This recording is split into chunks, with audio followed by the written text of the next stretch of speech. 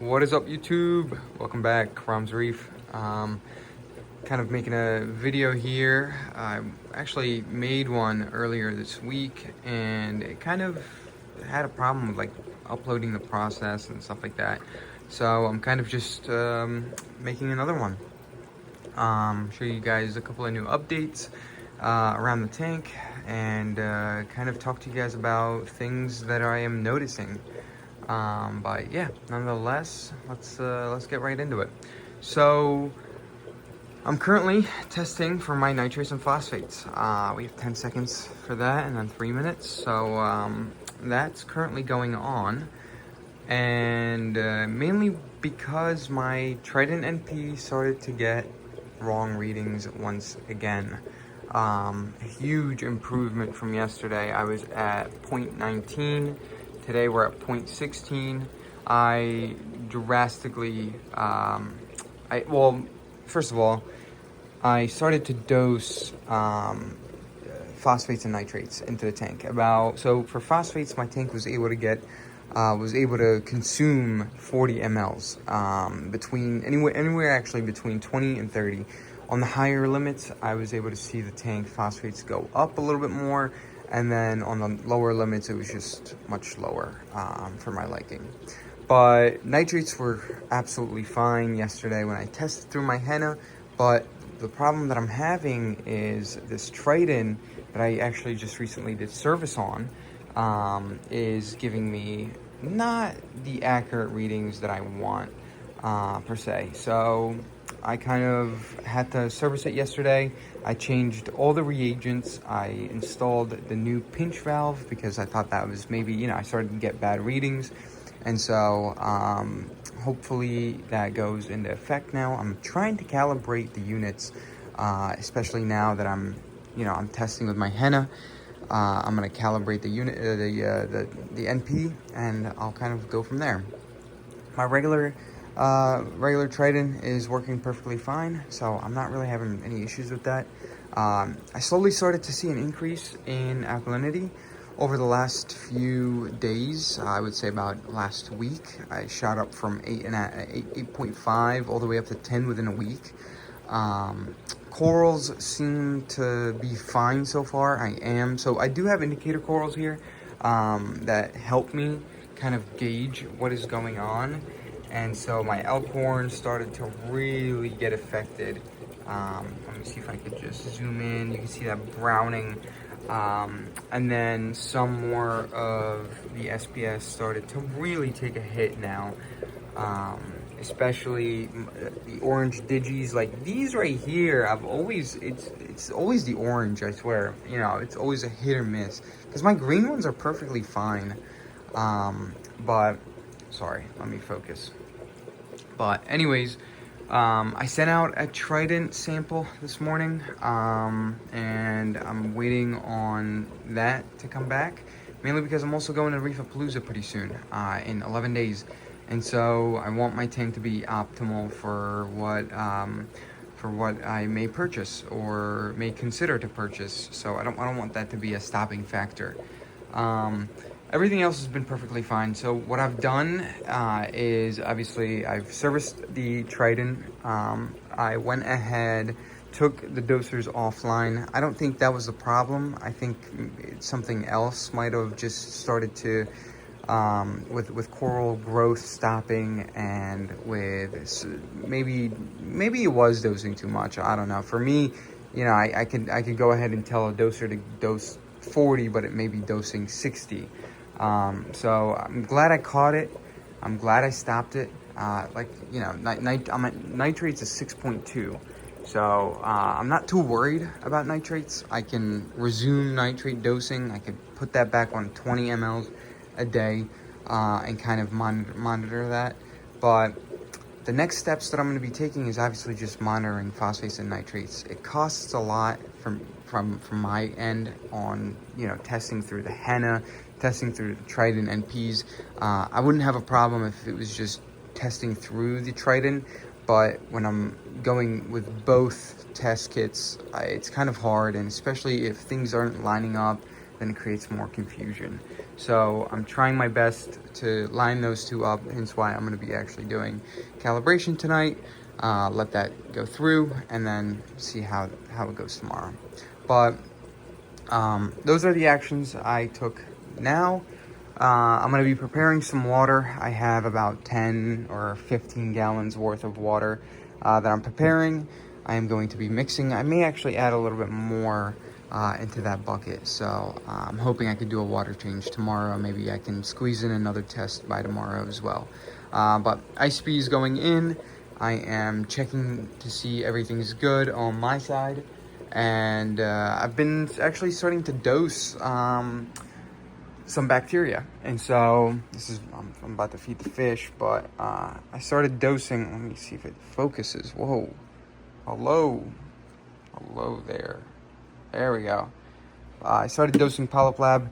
It's been doing great, and I've seen an increase in coloration. I just hope it keeps on kicking. The tank keeps on doing its thing.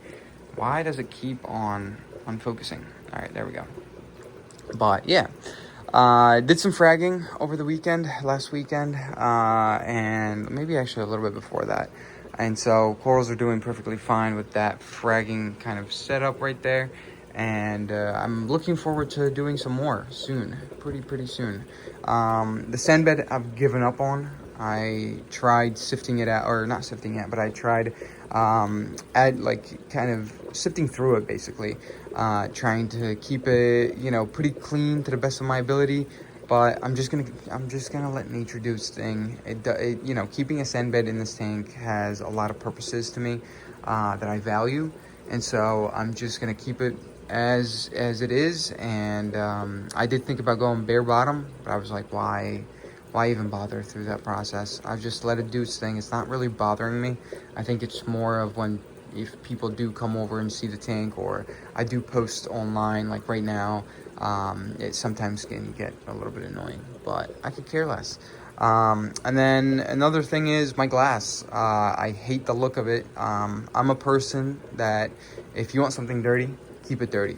If you want something clean, you got to keep it clean. And so I can't be in the middle. And so when I'm cleaning the glass with my glass scrapers, they're like, this is the one off Amazon. They're not the best at cleaning. So they leave a couple of streaks behind. They're not really good at the hard algae that you could see either at the bottom, or you could see at some of these corners here. Maybe I can catch one. Yeah, like look right there. And so I've decided to just let that do its thing as well. I'm not really bothered by it, and I'm gonna save up a little bit, a few dollars, and get myself a Tunzi that I can clean the glass with. I've heard some really good reviews on, so I'm excited for that. But I kept a little bit of water sample in here, just mainly. This is the water that I sent off to Trident this morning, and the sample was taken before the lights were on. It was early in the morning, and I wanted to get an optimal reading. That's what they recommend for the first time users, is you get a reading before lights get on, before everything starts to roll. And so we're waiting on that. So yeah, water change tomorrow. I'm gonna clean out the sump that Chato has overtaken in that area. So that's my plan. Kind of reset everything, clean the skimmer cups. I may take the carbon offline, or I may run it for a little bit more after the water change and then take it offline. It's not something that I'm looking to do long term. And other than that, that's really about it. I'm gonna keep you guys updated with this nutrient imbalance. It's really annoying because the tank can do its thing. So I took everything offline, and it will slowly climb back down. The only problem is I don't want it to climb down all the way to the bottom, because then if I turn it back on, if I turn the dosers back on, I don't want it to climb all the way up, right? Like that's the annoying part, is I want to have control over that thing, and I don't want changes. But thankfully, nitrates and phosphates aren't as important as alkalinity and calcium, even though they do play, of course, a major role with coral health. You have a lot of wiggle room. But this is the 75. Let me move on and kind of talk about the 40 cube, the softy tank. So I'm loving this tank. I am absolutely enjoying this tank. It's doing amazing. I think one thing that I'm going to be looking forward to is possibly changing out the wave maker in this tank, mainly because it's blowing this one side of the tank and it pisses me off. I can't do that. Anemones are doing absolutely amazing. You guys can see them. They're coming out. They're on the left over here. Tank is maturing. I added some cleanup crew to both tanks from Reef Cleaners. Shout out to John. He's amazing. He put in the order, and tank's doing great. They came in extremely healthy. I've been adding a lot of softies in here. Pulsing Xenia are in here. Absolutely love them. Some green star, green star polyps. I have a rock up there and then a sheet right here.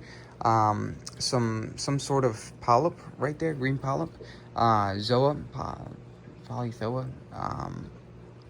The Gorgonian right here is absolutely beautiful as well. Shout out to everybody who was able to help me pick up all these corals, who was able to support with this process. This tank is going to be more geared towards being a softy tank only, and some anemones. You may see some SPS in there, some mushrooms, but you know, it's just all for fun. But some of these things are doing really amazing. No fish in here. I'm waiting for Reefapoloza, New York, to pick up a beautiful pair of clowns for this tank, and hopefully maybe change and play around with the wave makers. But nonetheless, guys, really that's about it for these updates. I kind of am just waiting for the ICP test to come back and see how that goes. I'm gonna be reporting to you guys how this is doing long term, and when I say long term, a month and plus, and then kind of just keep you guys updated with this nutrient problem.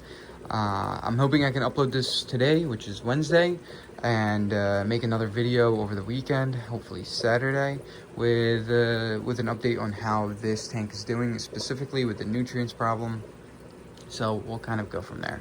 But without further ado, guys, thank you so much for watching. And if you're going to be going to Reefapoloza, New York, please comment down below. I would love to meet you guys, and kind of go from there. But other than that, that's really about it. If you guys want to see anything in specifics, please let me know in the comments again.